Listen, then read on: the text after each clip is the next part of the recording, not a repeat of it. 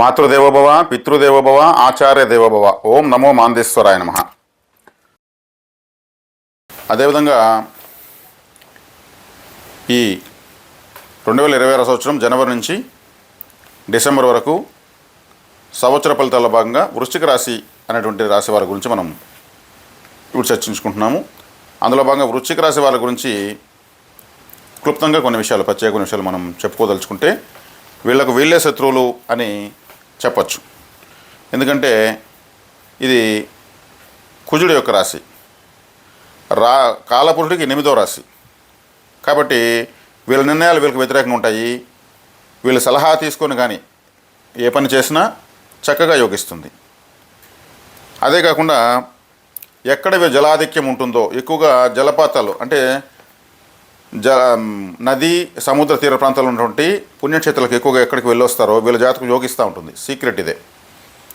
గోచార ఫలితాలతో భాగంగా సంబంధం లేకుండా, జాతకంలో జరుగుతున్న వ్యక్తిగత జాతకం సంబంధం లేకుండా వీళ్ళు జలాధిక్యత గలటువంటి ప్రదేశాలకు వెళ్ళొస్తే మంచిది. జలాధిక్యత అంటే తిరుచెందూరు సుబ్రహ్మణ్య స్వామి ఆలయము ఎక్సలెంట్ వీళ్ళకు. ఎందుకంటే ఈ రాశిలది లగ్నాధిపతి కుజుడికి అధిష్టాన దేవత సుబ్రహ్మణ్య స్వామి. అక్కడికి వెళ్ళి రావడం వల్ల వీళ్ళకు చాలా యోగిస్తుంది. ఎందుకంటే విశాఖ నక్షత్రంతో ఈ రాశి ప్రారంభమవుతుంది. విశాఖ నక్షత్రం సుబ్రహ్మణ్య స్వామిదే, అందులో ఇది జలరాశి. కాబట్టి ఎప్పుడు ఎటువంటి పరిస్థితులు ఉన్నా, బాగున్నా కష్టంగా ఉన్నా ఎక్కువగా తిరుచెందూరు సుబ్రహ్మణ్య స్వామి ఆలయానికి వెళ్ళి రావడం మంచిది. ఇక తీసుకునే జలాధిక్యత కలిగినటువంటి రామేశ్వరం, కన్యాకుమారి, తిరువనంతపురం ఇటువంటి క్షేత్రాలన్నీ కూడా అతి ప్రాచీనమైనటువంటి జలాధిక్యత కలిగినటువంటి పుణ్యక్షేత్రాలు. ఇటువంటి క్షేత్రాలకు వెళ్ళి రావస్తూ ఉండడం సహజంగా వీళ్ళకు అలవాటుగా మార్చుకునే కొద్దికి చాలా పరిస్థితులు గంగలో కొట్టుకుపోతాయి. అక్కడ వెళ్ళి సముద్ర స్నానం చేసి నిద్ర చేసి స్వామివారిని దర్శించుకొని వస్తే చాలు. ప్రయోగించి చూస్తే మీకే అర్థమవుతుంది. మీ మీద మీకు నమ్మకం కన్నా ఇంకొకరి మీద నమ్మకం పెట్టుకోవడం, మీకు నమ్మకమైన వాళ్ళు, ఇంట్లో వాళ్ళు కావచ్చు, స్నేహితులు కావచ్చు, మీకు నమ్మకమైన వాళ్ళ సలహా తీసుకొని మీరు స్టెప్ వేస్తే మాత్రం చాలా వరకు మీకు సమస్యలు తీరుతూ వస్తాయి.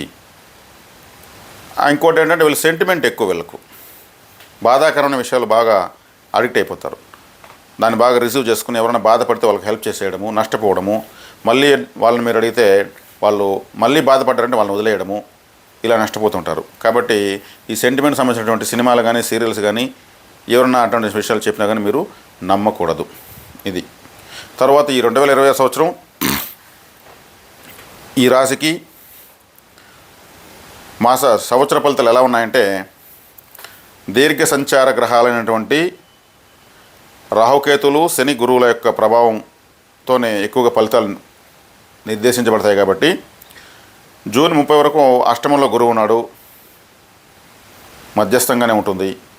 అదేవిధంగా శని భగవానుల వారు తృతీయ చతుర్థాధిపతి పంచమలో ఉన్నారు, ఆయన మధ్యస్థ ఫలితాన్ని ఇస్తాడు. 4వ వెంట రాహు ఉన్నాడు, 10వ వెంట కేతు ఉన్నాడు. 10 కేతువు ఏ పని చేయనీడు. మామూలు జనరల్గా 10వ ఇల్లు అంటే కర్మస్థానం. కర్మలేని గ్రహం కేతు, కర్మలేని గ్రహం 10వ కర్మస్థానంలో ఉండడం వల్ల ఏ పని చేయనివాడు. 4 రాహు ఉన్నాడు, సొంత ఊరు కలిసి రాదు, స్వగ్రామం కలిసి రాదు. కానీ రాహును గురువు చూస్తాడు జూన్ వరకు. జూన్ తర్వాత శనిని గురువు చూస్తాడు. అంటే 2 గ్రహాలను గురుగ్రహం నియంత్రిస్తూ ఉంది. అంటే వాటి యొక్క వ్యతిరేక ఫలితాలను తగ్గిస్తూ ఉంది, అంటే అనుకూలతను పెంచుతూ ఉంది. అష్టమంలో గురువు ఉన్నా కానీ మీకు ఏమి ఇబ్బంది ఏం లేదు. ఇబ్బంది ఏం లేదంటే ఏమీ చెడు జరగదు. కానీ అంటే మంచి ఓహోని జరిగేది ఏమడదు. ఆయన భాగ్యంలోకి వచ్చినప్పుడు మాత్రం రాశిని చూస్తాడు. కానీ అష్టమంలో ఉన్నప్పుడు రాహుని, భాగ్యంలోకి వచ్చినప్పుడు శనిని చూసి, భాగ్యస్థానంలోకి వచ్చినప్పుడు మీ రాశిని చూసి మంచి ఫలితాలను ఇస్తాడు. ఇది ప్లస్ పాయింట్. కాబట్టి ఒక విధంగా చెప్పాలంటే శుభాశుభ మిశ్రమంగా ఉంది. ఒక 60 to 70% బాగానే ఉందని చెప్పొచ్చు. ఎందుకు గురువు ఎక్కడున్నా మీ రాశికి ఏదో ఒక విధంగా అందుబాటులో తోడ్పడుతూనే ఉన్నాడు.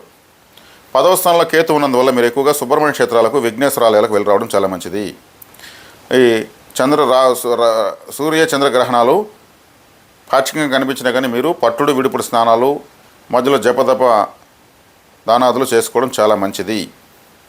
10వ స్థానంలో అదేవిధంగా చతుర్థ స్థానంలో జరుగుతుంది. కాబట్టి మీ రాశిలోనే చంద్రుడు నీచం పొందుతాడు.